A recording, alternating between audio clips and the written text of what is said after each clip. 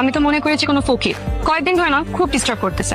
Colony দারোয়ান আঙ্কেলকে বলে দিতে হবে কোনো আলতু ফালতু লোক যেন না ঢুকে। কি রে, তোকে আমার লাগতেছে কেন? কারোর সাথে যুদ্ধ করে আসছিস?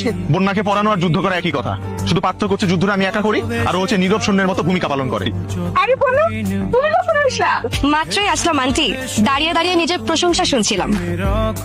আমি আসলে আঙ্কেলের কষ্ট হচ্ছিল তো, তাই নিয়ে আসছি বাজারগুলো। বলদের মতন হা করে তাকিয়ে আছেন কেন? ভাগেন। কলোনির পোলাপান না খুব ভালো, সারাক্ষণ সালাম দেয়। আরে সালামের উত্তর দিতে দিতে মাঝে মাঝে আমি একেবারে টায়ার্ড হয়ে যাই। তমাল ভাইকে কি আমি বিয়ে করবো নাকি? কিছু বলো না মা।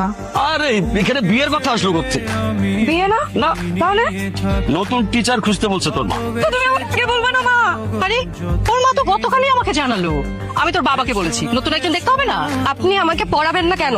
বন্যা একটু বোঝার চেষ্টা করো, আমি কি বুঝবো? আচ্ছা ঠিক আছে, এখন থেকে আমি অনেক পড়াশোনা করব, আমি অনেক মনোযোগী হব। আপনি আমাকে যা বলবেন আমি তাই করব, একদম সময় নষ্ট করব না, দুষ্টামি করব না। আপনি আমাকে ছেড়ে যেন না প্লিজ। তুমি কি আমাকে চিনতে পারো নাই নাকি? আমাকে ইগনোর কেন করছো বন্যা? যাক, পিচ্ছি থেকে বন্যা হয়ে উঠতে পারছি তাহলে।